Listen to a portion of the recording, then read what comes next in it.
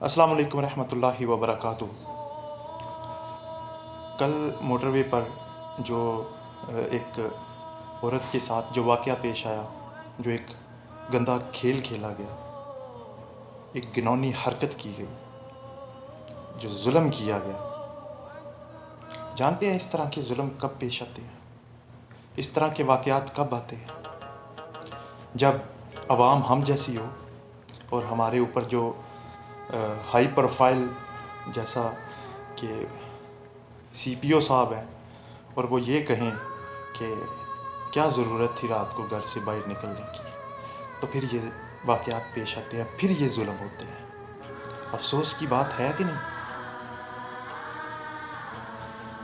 آج ہم کس گمان میں پھر رہے ہیں؟ کیا آپ محفوظ ہیں؟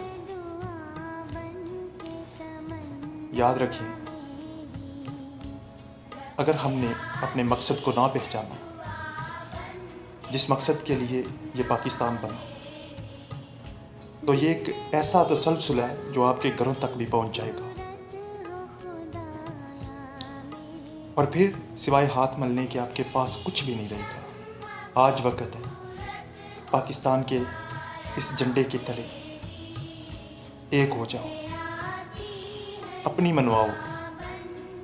نبی پاک صلی اللہ علیہ وآلہ وسلم کا دین، آپ صلی اللہ علیہ وآلہ وسلم کی سنت، آپ صلی اللہ علیہ وآلہ وسلم کا نظام اس ملک کے اندر نافذ کرنے کے لیے اپنے اداروں کے ساتھ تعاون کرو، ایک پیج پہ آ جاؤ، کیونکہ اب وقت آ چکا ہے۔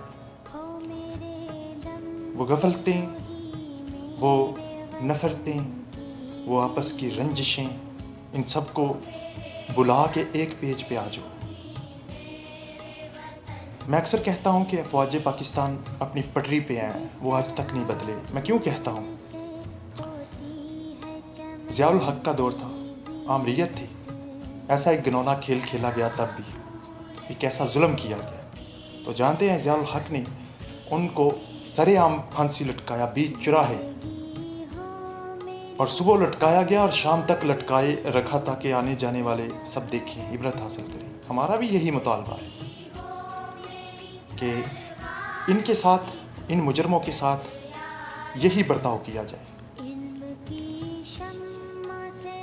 اگر ہم ایسا نہ کر سکیں، اگر ہم ایسا کرنے میں کامیاب نہ ہو سکے، تو پھر سمجھ لیں، سوچ لیں کہ پھر غیرت نہیں رہتی، پھر عزت نہیں رہتی، پھر شریعت نہیں رہتی۔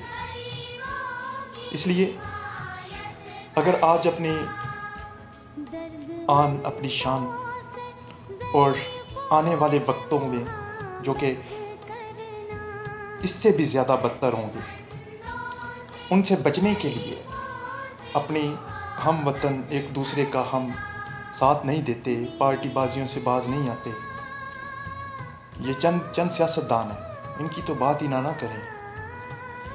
یہ تو چند ہیں جو ان میں ٹھیک ہے، باقی سب کے سب جو ہیں، سب کے سب اللہ تعالیٰ معاف فرمائے، ان کی بات ہی نہ کریں۔ تو ان سب کی وجہ پتہ ہے کیا ہے؟ ان سب کی وجہ عوام ہے، ان سب کی وجہ ہم پاکستانی ہیں، جنہوں نے وقت پہ سٹینڈ نہیں لیا، جنہوں نے ایک ہو کے اپنے لیے اس نظام کو نہیں چنا جس کے اندر صرف ہماری حفاظت اور نفع ہی نفع تھا۔ وہ ایک دن میرے ایک دوست نے مجھے کال کی اور کہتا ہے کہ کلار صاحب آج کل بڑیاں تقریراں چھڑ رہی ہو، لگتا ہے پبلش ہونا چاہتے ہو۔ میں نے اسے بولا یار نہیں، میں تو وہ فرض ادا کر رہا ہوں جو اللہ رب العزت نے مجھے پاکستان کے اندر پیدا کر کے، جو میرا فرض ہے میں تو اسے ادا کر رہا ہوں۔ وہ پتہ نہیں ادا ہو رہا ہے، اس کے ہاں قبول ہو رہا ہے یا نہیں، لیکن میں کر رہا ہوں۔ پبلسٹی یا اس دنیا کی کسی چیز کی مجھے ضرورت نہیں ہے، کیونکہ یہ تو ایک بے وقوفی ہے۔ جس سے جتنی جلدی ہو سکے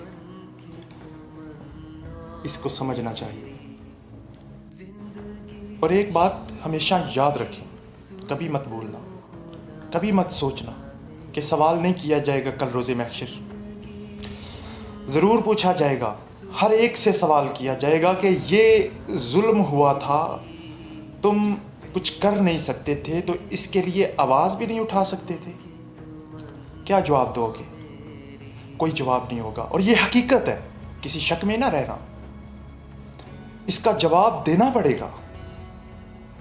یہ ایک ایسی سچائی ہے جس سے ہم آنکھوں کو بند کر کے بیٹھے ہوئے ہیں، زبانوں کو سی کے بیٹھے ہوئے ہیں، کانوں سے بہرے ہو کے بیٹھے ہوئے ہیں.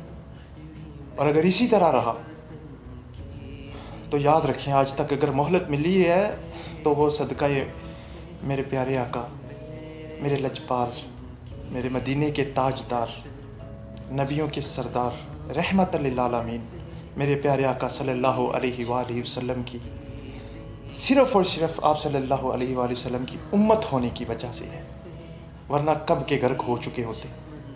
اس لیے آج وقت ہے، بدلیں اپنے آپ کو. اپنے اندر ہر انسان صرف ایک سوچ لے کے نکلے کہ میں نے آج اپنے ہر ایک بھائی کے ساتھ مصافحہ کرنا ہے، تو سلام کرنا ہے. تو یاد رکھیں، انشاءاللہ ان قریب ہم ایک ہو جائیں گے. اللہ رب العزت عمل کی توفیق عطا فرمائے. السلام علیکم ورحمۃ اللہ.